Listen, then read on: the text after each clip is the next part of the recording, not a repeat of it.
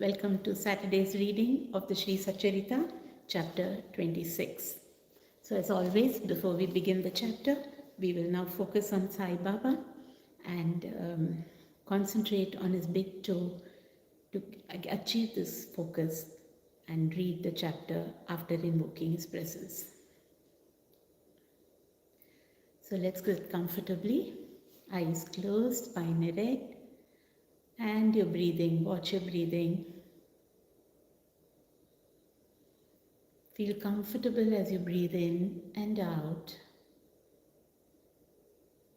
And with the next inhalation, we'll chant Om Shri Sai Nathaya Namaha.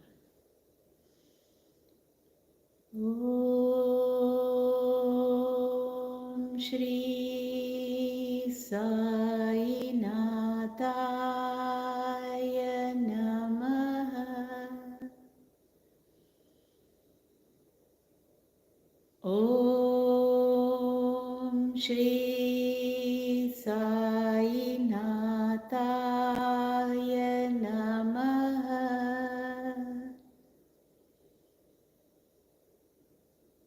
Om Shri Sai Nathaya Namaha.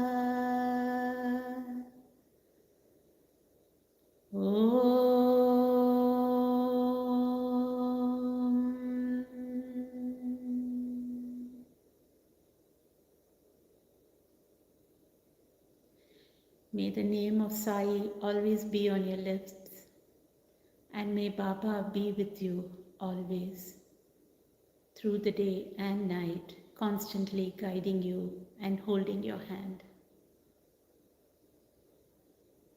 Om Sai Ram. You may open your eyes when you are ready to this reading of chapter 26 from the Sai Satcharita. It is from our beloved Shirdi temple at the MCB, Scotland. So this chapter 26 covers stories of Bhaktapant, Harish Chandra Pittale and Gopal Ambadekar. Preliminary. All the things that we see in the universe are nothing but a play of Maya, the creative power of the Lord. These things do not really exist. What really exists is the absolute. Just as we mistake a rope or a garland for a serpent on account of darkness, we always see the phenomena, that is, things as they outwardly appear and not the phenomenon which underlies all the visible things. It is only the Sadguru who opens the eyes of our understanding and enables us to see things in their true light and not as they appear.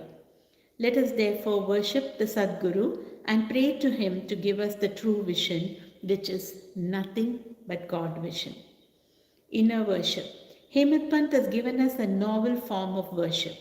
Let us, he says, use water in the form of tears of joy to wash the Sadguru's feet. Let us besmear his body with sandal paste of pure love. Let us cover his body with the cloth of true faith. Let us offer 8 lotus in the form of our 8 sattvic emotions and fruit in the form of our concentrated mind. Let us apply to his head the buka, black powder, in the form of devotion, and tie the waistband of bhakti and place our head at his feet. After decorating the Sadguru with all ornamentation this way, let us offer ourselves to him and wave chamar of devotion to ward off heat. After such blissful worship, let us pray thus. Turn our mind inward, give us discrimination between the unreal and the real and non-attachment for all worldly things, and thus enable us to get self-realization. We surrender ourselves, body and soul, body consciousness and ego, to you. Make our eyes yours so that we should never feel pleasure and pain. Control our body and mind as you wish. Let our mind rest at your feet. Now let us turn to the stories of this chapter. Bhaktapant. Once it so happened that a devotee by name Pant, the disciple of another guru, had the good fortune of visiting Shirdi. He had no mind to go to Shirdi, but man proposes one way and God disposes the other. He was traveling in a BB&CI railway train where he met many friends bound for Shirdi. They all asked him to accompany them and he could not say no. They alighted at Mumbai while Pant got down at Virar. There, he took the permission of his guru for the Shirdi trip and after arranging for the expenses, left with the party for Shirdi. They all reached the place in the morning and went to the masjid at about 11 a.m. On seeing the concourse of the devotees assembled for Baba's worship, they were all pleased, but Pant suddenly got a fit and fell senseless. They were all frightened, still they tried their best to revive his senses. With Baba's grace, after sprinkling water over his head, he regained his consciousness and sat upright as if he was just awakened from sleep.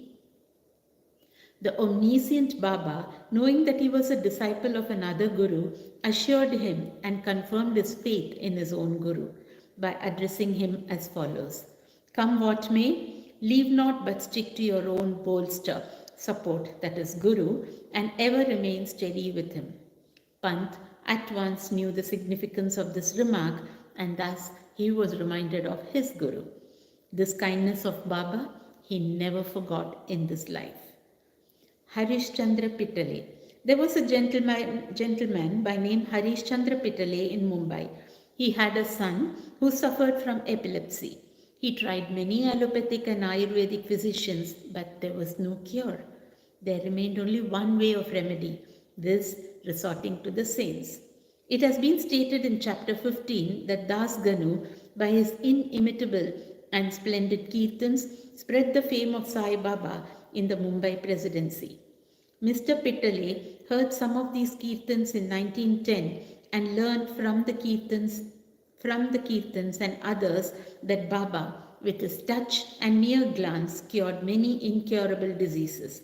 Then a desire arose in his mind to see Sai Baba. Making all preparations and taking offerings and fruit baskets, Mr. Pitale came to Shirdi with wife and children. He then went to the masjid with them, prostrated before Baba, and placed his sick son at Baba's feet. No sooner did Baba see the child than an outward thing happened. The son immediately revolved his eyes and fell down senseless. His mouth began to throw foam and his whole body began to perspire profusely. And it seemed as if he was breathing his last. Seeing this, the parents became very nervous and upset. The boy used to get fits very often, but this fit seemed to persist long. Tears began to flow ceaselessly from the mother's eyes, and she began to wail that her condition was like that of a person who, being afraid of the robbers, ran into a house which collapsed on him, or like a cow fearing a tiger ran into the hands of a butcher, or like a traveler who, being tormented by the heat of the sun, went to take refuge under a tree which fell upon him, or like a devout person going for worship into a temple which collapsed upon him. Baba comforted us, saying, "Do not wail like this. Wait a bit. Have patience. Take the boy to your lodgings. He will come to his senses within half an hour." They did as directed by Baba and found that his words came true. As soon as he was taken into the Vada, the boy recovered and all the Pitale family and others were very happy and all their doubts disappeared.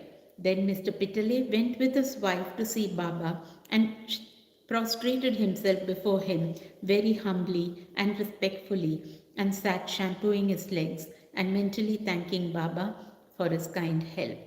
Baba then smilingly said, "Have not all your thoughts, doubts and apprehensions calmed down now? Hari, Lord, will protect him who has got faith and patience." Mr. Pitale was a rich and well-to-do gentleman. He distributed sweetmeats on a large scale and offered to Baba excellent fruits and pan, betel leaves. Mrs. Pitale was a very and faithful. She used to sit near the post, gazing at Baba with tears of joy flowing down from her eyes.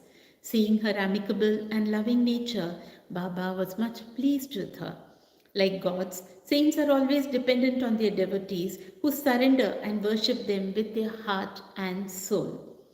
After passing some happy days in Baba's company, the Pitale family came to the masjid to take Baba's leave to depart. Baba gave them Udi and blessings and called Mr. Pitale close to him and said, Bapu, I had given you rupees 2 before. Now I give you rupees 3. Keep these in your shrine for worship and you will be benefited. Mr. Pitale accepted these as prasad, prostrated himself again before Baba and prayed for his blessings. A thought arose in his mind that as this was his first visit to Shirdi, he could not understand what Baba meant when he said that he had given rupees 2 previously. He was curious to have this mystery solved, but Baba kept silent. When Mr. Pitale returned to Mumbai, he narrated this to his old mother, all that had happened at Shirdi and the mystery about Baba giving him rupees 2 earlier. The mother also did not understand the mystery, but thinking seriously about this, she was reminded of an old incident which solved the mystery. She said to her son, as you now went to Sai Baba with your son, so had your father done when he took you to Akkalkot for the darshan of the Maharaj there many years ago. That Maharaj was also a Siddha, perfect yogi, omniscient and gracious. Your father was devout and his worship was accepted. He then gave your father rupees 2 for being kept in the shrine and worshipped. Your father worshipped them till his death, but thereafter the worship was neglected and the rupees were lost.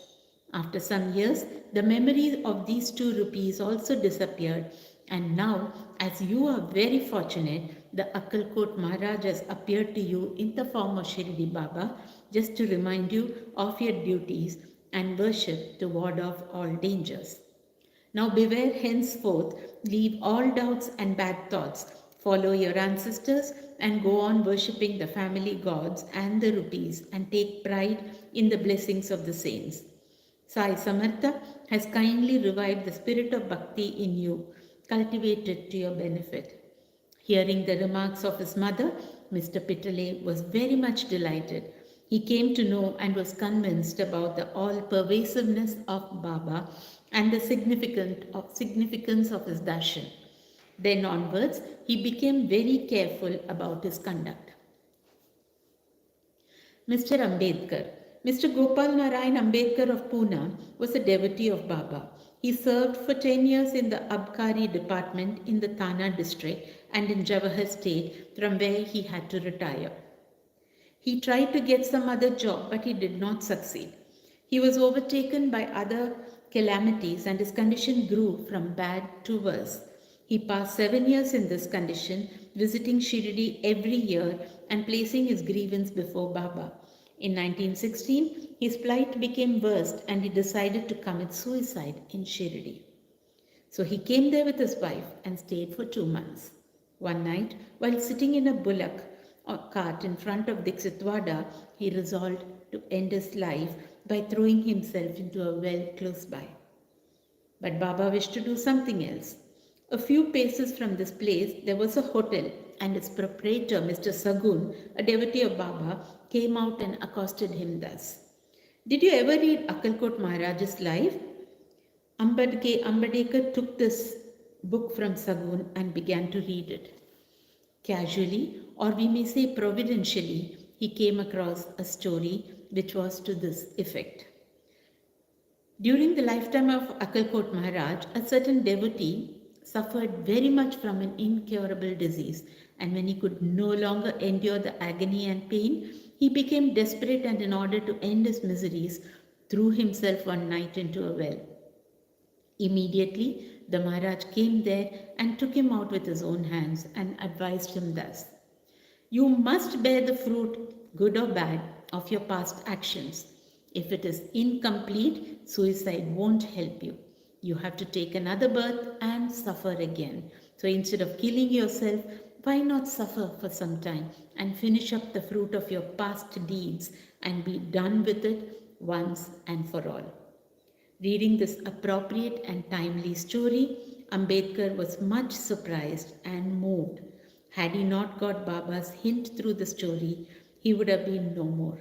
On seeing Baba's all pervasiveness and benevolence, his faith in him was confirmed and he became a staunch devotee. His father was a devotee of Akalkot Maharaj, and Sai Baba wanted him to walk in his father's footsteps and continue his devotion to him. He then got Sai Baba's blessings and his prospects began to improve. He studied astrology and gained proficiency in it and thereby improved his lot. He was able to earn sufficient money and passed his later life in ease and comfort. Bow to Sri Sai, peace be to all. Om Sai Ram, Jai Mohanji.